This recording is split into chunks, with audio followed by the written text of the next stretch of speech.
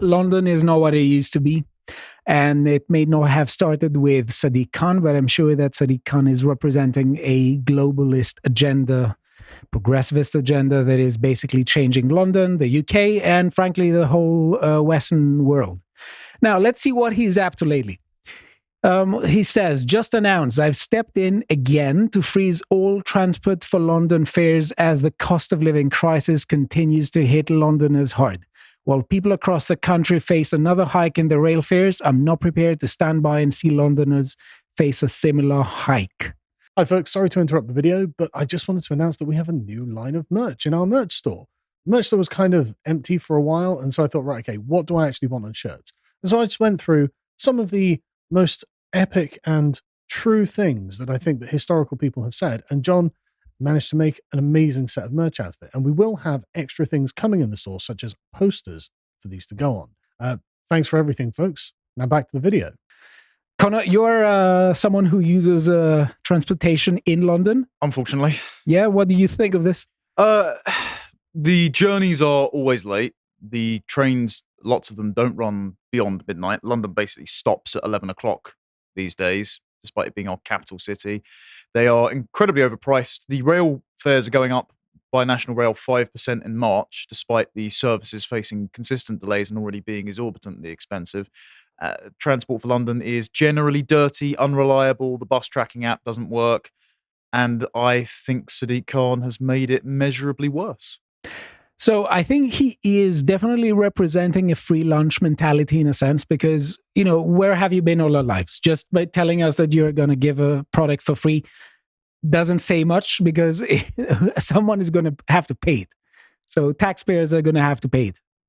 So why would he do this year? Is there any coincidence? Is there any reason why he wants to do it? Because it seems to me that mayoral elections are going to be held on the 2nd of May, 2024. It might be something to do with his collapsing popularity, and also the fact that his general voting blocks that occupy London, because, of course, the majority of minority voters will vote for Sadiq Khan because of ethnic interest. Some of them won't be able to vote this time around because of voter ID laws being passed. Yeah. So he might be worrying about how competitive Susan Hall's looking in the polls. I can't speak about London politics. I have nothing. Okay. Sorry. So, but there are some stuff to add here, because it seems to me that Sadiq Khan is representing, you know, in a sense, progressivism. He definitely wants to virtue signal and say that he is on that camp. So I want to say basically that progressivists constantly talk about progress, but personally, I think there's nothing new with what they're saying. If you dig deep down, I think you will just find statists who just want to create the artificial need for them. So essentially, they come along and they say, listen, there's a problem. Most probably they have created it. Because, for instance, cost of living crisis, I do think that you could say that a lot of economic mismanagement has resulted from the government. Mm. And they pose themselves as the necessary solution to a problem that they have created on the first place. And essentially, they go to people, they are saying, listen, you need us. We are going to give you something for free. And they are essentially giving you for free something in your capacity as a passenger, which they're taking it from you in your capacity as a taxpayer. It's a little bit chicken and egg, because you could say that they create the problem to manufacture consent for the expansion of the state to then give themselves jobs and more money and a permanent position. But then also, I think there is a sincere commitment to wokeness, progressivism, whatever we would like to call it, out of some members of the political class. Because even when they're running aground on the rocks of reality, running out of money, facing public opposition, they're still trying to do it in circuitous ways. Right. Even when it doesn't make any sense. So they're symbiotic, I think. Yes. And I think this generally leads into a collapse of standards, generally speaking. This kind of idea that, you know, I have some people who are going to represent me. I want their political support. So I'm going to hand them some stuff that I'm going to take from others that most probably are not going to support me. It boils everything down to the lowest common denominator. And I think this happens with standards, and you'll see quite a lot in what we have here. So we have here Mayor of London, Sadiq Khan. He says, today I was at Bond Street Station to announce that I'm freezing transport for London fares this year. While fares rise nationally, This decision will put money back into Londoners' pockets during the cost of living crisis. Do Londoners pay taxes? Yes. So who's going to pay for this economic gap? Well, some Londoners pay taxes. Yeah, that's it. Native Londoners pay taxes. Okay. The net economic detriments occupying social housing do not pay taxes. Incidentally, are they going to vote for him? Or... Yes, shockingly so. I wonder if he's making a clientele class out of state dependents. So it seems to me that this is essentially very left-wing policy. You essentially divide the people into those who support you and those who don't support you. And essentially the question becomes, how am I going to sack those who don't support me in order to give to those who support me? But incidentally, it's not just because you do that. The leftists do that because they care about those who support they want. They do this because they want to expand their power. That is why they constantly regurgitate narratives that lead into the idea that the expansion of state power is more justified. And not to give the complaint of a mid-century Italian, but particularly because I was late to work today because the Elizabeth line was shut, I would be a lot more sympathetic to the idea of keeping fares low, not through tax redistribution, but I'd be willing to applaud you if the bloody trains even ran. They don't. Some days they just don't work. I assume what you're getting at here is sort of the end state, which is South Africa.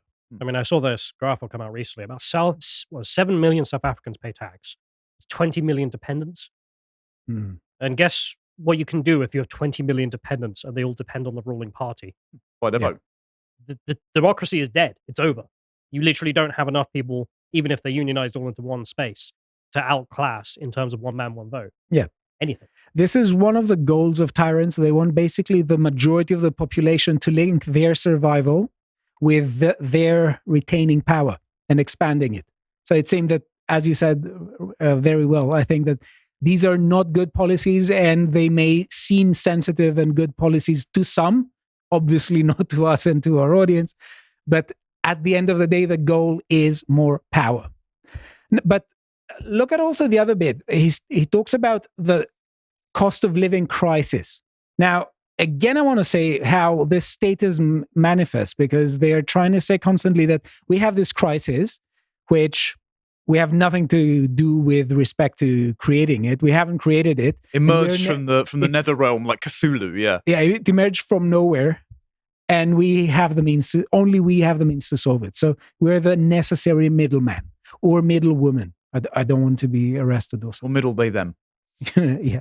Okay, so he says everyone has a right to be treated fairly and equally at work, know what you're entitled to, and find information and support that our free employment rights have. I can see, Connor, you're fuming. Why? I know I'm being autistic about this, but I've seen this on GWR announcements as well, that we insist on treating all passengers fairly and equally.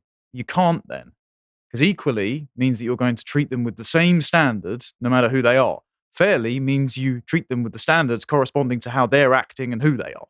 Yeah. So they're antonyms. You've got to pick one. I pick fairly, because equally reduces everything down to the lowest common denominator. But I think that in their minds, they collapse. Right? In the mind of Sadiq Khan, for instance, equal treatment is fair treatment. It's just and fair treatment is equal treatment. Because what is really interesting, and I like to hear your thoughts on this. It seems to me that when we talk about notions like that, we don't say much. If I tell you just be good, be fair, treat people equally, that doesn't say much. You need to flesh out what this means. Okay? So when people say, for instance, that we need equality of opportunity or equality of results or equality whatever, and fairness is equality of opportunity, what happens in the woke camp is the following identification of the criterion for equality of opportunity with equality of results. That is why whenever we see unequal results, we constantly have the woke camp saying there was unfair opportunity. That is why in the mentality of the woke and the mentality of the left, there is no such thing as an opportunity that people don't take advantage of or don't take advantage of. There's two reasons for that. One, as you said, it's a raw power grab. So by inferring oppression happened somewhere vaguely along the way because we didn't reach an equal outcome, that allows them to expand their state plan, get more funding, and grease the wheels of the NGO bureaucracy. But then also there is the sincere position, which is deluded, that it starts from an a priori assumption that we are all universally the same. This is the Jean-Jacques Rousseau position of man was born free, and now because civilization has happened and because we have inequalities, now everywhere is in chains. Yeah, so all you've got to do is break the chains, and then naturally everyone will have equal outcomes. So if they don't have equal outcomes now, there's clearly a chain somewhere. But I just want to say that the chains apply only to the supporters of the left camp, only to those with protected characteristics. Those are the people who, whenever they do something bad, it's always the system. But when it is the other people who don't support leftists, everything that they do that is bad is just their rotten core, their rotten soul. Okay? That's as far as the leftist is concerned.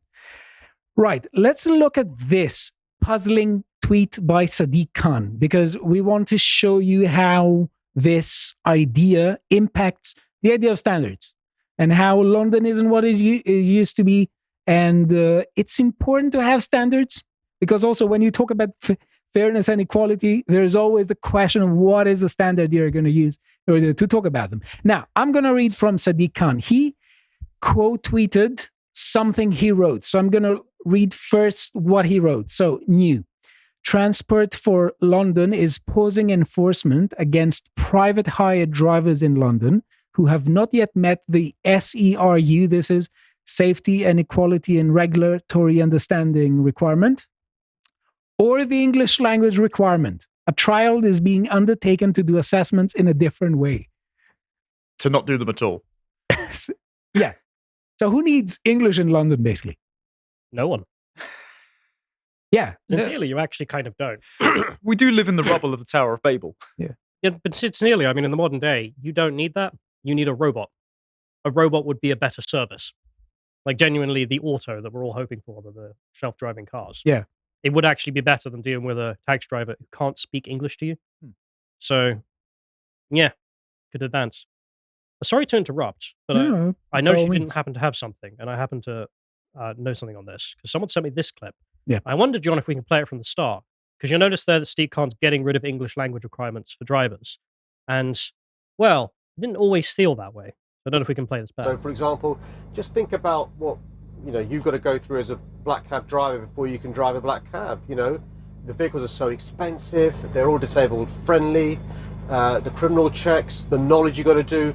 Rather than leveling down your high standards, let's level up the private hire vehicle standards. So, for example, basic knowledge, speaking English, doing the security checks. So how does that work? Do they have English tests or something? Yeah, we'll need to. We'll need to bring up their English standards. tests for cab drivers. Basic English should be a requirement if you're a public servant. And if they don't get that, they wouldn't be able to. They wouldn't be able to operate as a cab driver. In my view, if you're in any public-facing job, you should be able to speak basic English. So, I for agree, example, but just you think about wouldn't need the administrative state had you not imported infinity immigrants who don't learn English. Of course, but it's just good to know the man lies as much as possible. And again, that's his stated intentions, which is, oh yeah, I'll bring up the private hires. And then the revealed one, what's the reality? That was an election year, though. Now is election year, so January needs to start in a dynamic way. So he writes, New electorate. Yeah. Private hire drivers are a crucial part of London's economy and do vital work helping Londoners get around every day. I'm pleased TfL is now posing enforcement of the SERU requirements. This is something I've expressed concerns about repeatedly. Now, he doesn't highlight the language requirement on the quote tweet. He does mention it on the first one, but it seems to me that you'll see that there is a progressive tendency to lower standards. And I think there were really high standards to become a cab driver in London, because I think there was this test called the knowledge test, if I'm not mistaken, where you have to memorize the streets of London. I made this mistake, so we're clear. That's black cabs, where they'd have the knowledge test, the standards he all laid out there. Yeah. And then the disparity he was speaking to was, as he writes here, private hires. Uber. That's a different situation. Okay, yeah. You don't need to be compliant with disabled people. You don't need those tests. And so you did need at least to speak English. Yeah. Even that was too much. Yeah. But could it be the case that he's going to spill that over and he's going to campaign more and do that for the cab drivers? I doubt that. They're majority English. Okay. So Yeah. Yeah, but isn't that discriminatory as far as his mentality is concerned? Sure, but he just hates white people. That's it. Genuinely. He just says white people. And also, and this is why it's a really important point about the standards. It's not just that the cab drivers had to pass a particular test. Yeah. It's that they've done neuroimaging on British cab drivers. Yeah. And they found that certain part of your brain to do with mapping and directions is particularly enlarged because back before you had Google Maps on your phone and the like, they just memorized the A to Z. If you ever wanted directions, just pull over a cabbie. And they don't have that with Uber. Great. But at the end of the day, you have people walking into a vehicle and being transported somewhere. Yes. Whether it's a black cab or a yellow cab or an Uber vehicle, it's people who enter your vehicle and you get them somewhere if you're a driver. Okay? So it's very worrying that he would push for lowering standards. Now, not every standard is a good standard, but I think being able to speak English is important. Anyway, so he says here, if you want to become a cab driver, it says here you'll need customer service skills, excellent verbal communication skills, active listening skills. Just all of those, but in Urdu. The ability to work well with others. Imagine you can't speak the language and someone says, pull off. Say, no. Or something, or in another language, or I want you to take the other route, and the driver doesn't understand or something. Anyway, now apply for a taxi driver license. This is why you must learn and pass the world famous knowledge. And here he says, basically, they say our online process makes applying and renewing taxi and private hire license quicker and easier as part of the ongoing modernization of our taxi and private hire license. So you can create whatever. Okay, sorry, we didn't have to talk about it. Yeah, but it seems to me that at the end of the day, it's really weird that standards are being relaxed on almost everything. And now they're saying this, but imagine what they're going to say in 4 years. I would just take the engine out. Yeah. And one fun thing, because we're talking about private hire vehicles and cab drivers and stuff. It's fun that he's talking on the one hand about the ULEZ and the ultra low emission zone and the need to decrease pollution, but on the other hand, relax the requirements for being a driver who transports people across. I suspect that the easier it is to get something like that, the more vehicles you're going to have running around, taking people, transporting them, and polluting. Yeah, that's just because it's about the money. It's never about actually... I mean, of course, you want London to be a globally homogenous, culturally liquidated, carbon-neutral cosmopolis. But the interesting thing with ULEZ, talking about manufacturing consent for state power, when he keeps going around saying that it kills 4,000 Londoners every year from air pollution, number one, the pollution on the tube, I mean, LBC of all places did a test on this. They're an order of magnitude of 100 times higher with all the particulate pollution per molecule or whatever it is than just standing out in the open air. And two, when you look at the study that he always cites with the 4,000 Londoners, it was 4,000 Londoners' life years. So that's the equivalent of like losing a possible day on average of your life if you live in central London and commute in and out of central London every single day. So he's just making stuff up and misrepresenting facts to then shape his policy around what he already wants. Let us have a look at the safety, quality, and regulatory understanding requirement that is being relaxed for private hire vehicles. Here on the website, it says it is essential that London private hire vehicle drivers have an appropriate understanding of safety, quality, and regulatory requirements that apply to them. Oh, well, quality no longer matters. Brilliant. Can't wait. Okay. But if you go on the assessment, because also the assessment is going to be easier, it says here, it has a private hire vehicle driver's handbook. You can click and just read of it. And it says underneath. How are you going to read it? What? Well, if you don't speak English, I presume you can't read exactly. English. That's what I wanted to show you. It says underneath, applicants should read and familiarize themselves with the handbook before undertaking the assessment. And translate, I guess? Yeah, if you just click on it, you say here, you don't need English to read English, basically, according to Sadiq Khan, okay? And it's a 52-page document that you need to familiarize yourself with. It's not in Braille. This is discriminatory to all the aspiring blind people who want to be London cab drivers. Yeah, so basically, you don't need the English language, but in order to get it, you need to read English.